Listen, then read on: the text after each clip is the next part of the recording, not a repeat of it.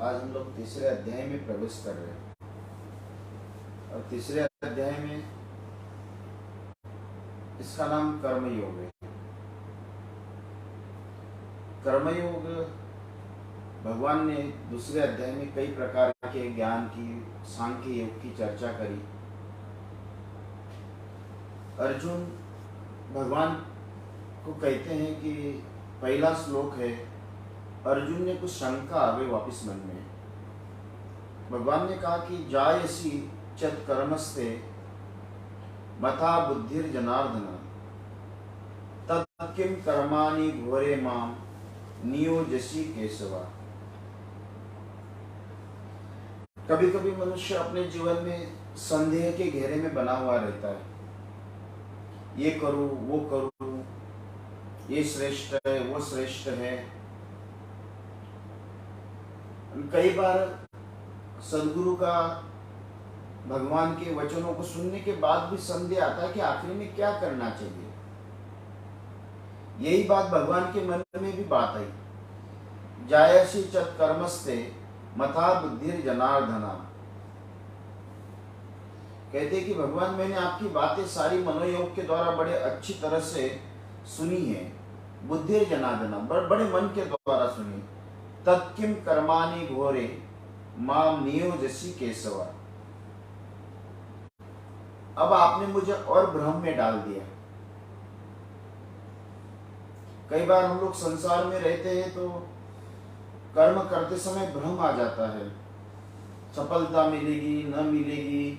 कई बार भगवान कहते हैं कि ये भी करना चाहिए वो भी करना चाहिए, तो भी संदेह में बनता है। यही बात अर्जुन के मन में आने के बाद उनका कि नारायण, आपने ही कर्मों को पूर्ण तरीके से निषेध बताया और आप ही कह रहे हो कि नहीं, अभी झगड़ा भी करना चाहिए, युद्ध भी करना चाहिए। पहले कहते हो कि कुछ करना भी नहीं है, कहते हो कि कुछ करना भी नहीं चाहिए। इसमें मेरी बुद्धि और भ्रम में हो गई। आप एक काम करिए, मुझे इतनी बड़ी, और आप कहते कि सब मैं ही करने वाला हूं, तो इतनी बड़ी हिंसा मेरे हाथ से क्यों करवा रहे हो।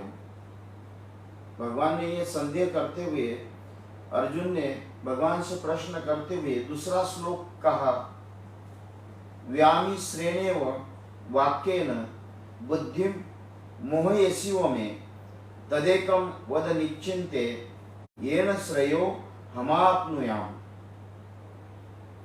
उनका कि भगवान आज इस तरह की गोल मटोल बातें मत करो। और हम लोग तो ना समझ है, आप तो ऊपर इतने स्वयं नारायण हैं और नारायण होने के बाद भी आप भी हमको भ्रम करने वाली बातें कर रहे हो। और आप ही ऐसे ये भी है ये भी है, ये भी सत्य है वो भी सत्य है, इस तरह का सत्य है। मेरा तो मन और भ्रमित हो गया। हे नारायण, मुझे तो आत्मबोध की चाहत है, वो आत्मबोध की चाहत तो आपने पूर्ण करा दी। लेकिन कभी कभी कोई वैद्य दवाई दे दे और उसमें विष मिला दे तो उसकी तो मौत ही होना चाहिए। आपने मेरे साथ ऐसा ही किया, दवाई तो दे दी लेकिन उसमें विष मिला दी, भ्रम रूपी विष, संदेहास्पद विष। मेरा मन समझ में नहीं आ रहा है कि मुझे क्या करना चाहिए। या फिर अंधे को टेढ़े मेढ़े रास्ते पे छोड़ देना, ऐसा ही आपने मेरे साथ किया है। या बंदरों को मादक पदार्थ पिलाना, वो कार्य मेरे साथ हुआ। आपने मुझे सदुपदेश तो दे दिया लेकिन निर्णय नहीं बताया। पहले हम लोग ना समझ, वो कहते हैं ना कि हम लोग कितने भी अज्ञानी के सामने, वो कहावत हमने सुना, गधे के सामने बाची गीता, रात का गोंदल अच्छा था। या भैंस के सामने बीन बजाने वाली जैसी बातें हो गई। अर्जुन यही कहता कि नारायण, आपने बातें तो बहुत अच्छी करी है लेकिन करना और न करना, आत्मबोध, आत्मतत्व, ज्ञानी, सांख्य योगी, स्थित प्रज्ञ, इस तरह की चर्चा करने के बाद आप मुझे इस तरह की बातों में संदेहास्पद और मार्ग बताने के कारण मैंने आपकी बातों के ऊपर बड़ी दृढ़ता के साथ विश्वास करके सुना है और उसमें मुझे शांति भी हुई है। शांति होने के बाद भी आपने भ्रम वाली बातें करने के बाद फिर मैं आशा काय की आशा रखूं? ये युद्ध काय के लिए आशा करके करूं? इस तरह के मेरे मन में भाव प्राप्त करने के लिए क्यों आए? इसलिए नारायण, आप एक काम करें, आपकी लीला मेरे समझ से परी है। आप मेरे से क्या करवाना चाहते हो, क्या नहीं करवाना चाहते हो, मैं नहीं जानता हूं, लेकिन मेरे मन में संदेह है। उस संदेह को समाप्त करने के लिए नारायण, आप मुझे कोई ना कोई एक मार्ग बताए जाए। कोई भी जिस तरह से बालक अपने माँ के गोद में बैठने के लिए किसी प्रकार का कोई भी संदेह नहीं करता है, जब चाहे तब जाकर बैठ जाता है, इसी तरह से नारायण, मेरे मन में नाना प्रकार के संदेह होने के कारण आपसे प्रश्न पूछने के लिए मुझे कोई संदेह नहीं, लेकिन मेरी मनोगत भाव भी आप समझने का प्रयत्न करें। मेरा मनोगत भाव अगर आप समझना चाहते हो तो अपने आप ही उस मार्ग का मुझे आप प्रशस्त करके बताइए कि अर्जुन, तू इस मार्ग पे चल, क्योंकि हम लोग मतिमंद है, बुद्धि नहीं है। क्या करना चाहिए, क्या नहीं करना चाहिए, क्यों करना चाहिए, किसके लिए करना चाहिए, आपने तो सारा का सारा ऐसा बताया है कि सब परमात्मा है। फिर हम लोग इसमें हमारा ना कर्ता भाव है, ना अकर्ता भाव है, ना प्राप्ति है, ना वियोग है, फिर भी आप इस मतिमंद व्यक्ति को कह रहे हो कि नहीं, इस युद्ध और इतना बड़ा हिंसा करने वाला मार्ग आप मुझे बता रहे हो, तो मुझे क्या करना चाहिए? हे भगवान, आप मेरे गुरु हो, आत्मबोध करने वाले हो, आत्मदर्शन कराने वाले हो, इसलिए मेरे मन में तृप्त हो जाए और निश्चिंतता हो जाए कि इस मार्ग पे अगर चलेगा तो तू दिल्ली पहुंच सकता है, या इस मार्ग पे जाएगा तो मुंबई पहुंच सकता है। मुझे एक मार्ग आप बताइए। कई हर एक व्यक्ति का मन भाव रहता है। इसी तरह से उन्होंने भगवान से प्रश्न करते हुए नाना प्रकार की बात की, और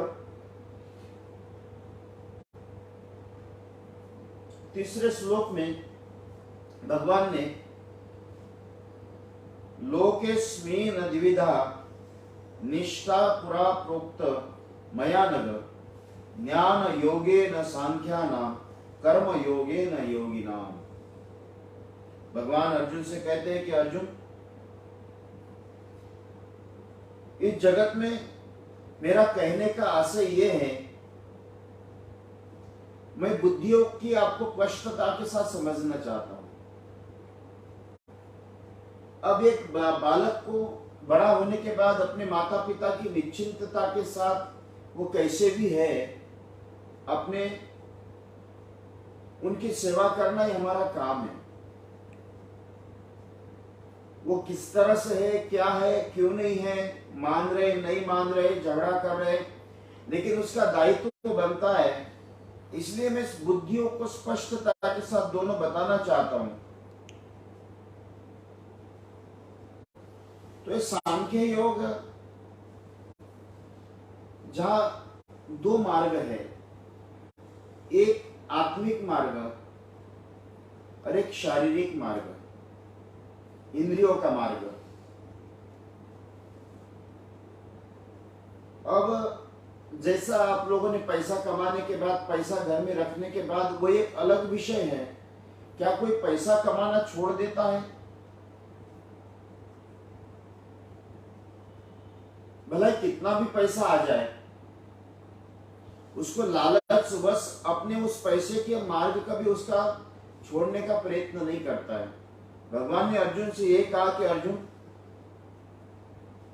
मैंने जो मार्ग आपको बताया, आप तुम्हारे बुद्धि में बैठा ही नहीं है, तुम उसको समझते हुए भी समझना नहीं चाहते हो। कई लोग सही मार्ग गलत मार्ग समझने के बाद भी, जैसे दारू पीने वाला व्यक्ति, उसको पता है कि ये गलत मार्ग है, लेकिन फिर भी उसके इंद्रिय तत्व उसको करने में मजबूर कर देता है, शरीर को नशाधीन करता है, उसको सारी बातें समझ में आती है, कि तंबाकू खाने वाला, दारू पीने वाला, सिगरेट पीने वाला, गलत काम करने वाला, ये सारा का सारा अपने आप में उस परमात्मा जितने भी मार्ग है, आत्म तत्व उसको एहसास करा देता है कि ये मार्ग गलत है, चाहे कायिक हो, मानसिक हो, वाचिक हो। आत्म तत्व किसी प्रकार से काम धाम के साथ में नहीं रहता है। तो भगवान अर्जुन से यही कहते कि हे वीरमणि, तुम लोगों को जो मैंने मार्ग बताया है, एक व्यापारी व्यक्ति रोज सुबह दुकान में बैठता है तो भले ही उसके पास करोड़ों रुपए पड़े हुए हैं, लेकिन अपनी दुकानदारी नहीं छोड़ता है। इसी तरह से हमारे जीवन में हम कितनी भी आत्म तत्व में, मैंने कई बार देखा कबीरदास जी महाराज इतने बड़े संत होने के बाद, साक्षात परमात्मा के साथ संवाद करने के बाद, रजाई बनाना उन्होंने छोड़ा नहीं। ये उनका कर्म है। अब वो ये समझते कि साक्षात मेरे पास परमात्मा है। या संत नामदेव दर्जी थे, उन्होंने कपड़े सिलाना बंद नहीं किया। भले किसी भी आत्म तत्वों में रहने के बाद भी साक्षात परमात्मा का अनुभूति करने वाले, या महाराष्ट्र में सावता माली होकर गए, जिनके हृदय में परमात्मा ने आश्रय प्राप्त किया था साक्षात विठल ने, लेकिन उन्होंने वापस में माली स्वभाव समाज के होने के कारण उन्होंने घर के जो भी खेतीबाड़ी थी रोज सुबह, परिणाम के दृष्टि से अगर देखा जाए तो अंत में सभी एक ही है। शरीर पंच तत्व में जाता है, आत्मा परमात्मा में जाता है, लेकिन अपने कर्म उसके ऊपर बड़े आश्रित माना है। और हमारे कर्मों में चाहे प्रारब्ध कर्म, संचित कर्म और क्रियमान कर्म बताए। प्रारब्ध कर्मानुसार आपको पद, पैसा, प्रतिष्ठा प्राप्त होती है, लेकिन संचित कर्म में आपने जीवन में जितना काम किया उसके हिसाब से आपने किस तरह से अनुभव किया, 60-70 साल में जितना आपने काम किया उसको संचित कर्म है। और अभी से जो हम लोग काम करते हुए चाहे उसको क्रियमान कर्म कहा गया है। तो हमारे क्रियमान कर्मों में जो आपके ऊपर दायित्व प्रदान किया, उस दायित्व को पूर्ण रूपेण समर्पित होकर करना, ये बुद्धि, योग और परमार्थ का विषय बताया। यही परमार्थ के साथ में हम लोग चलना,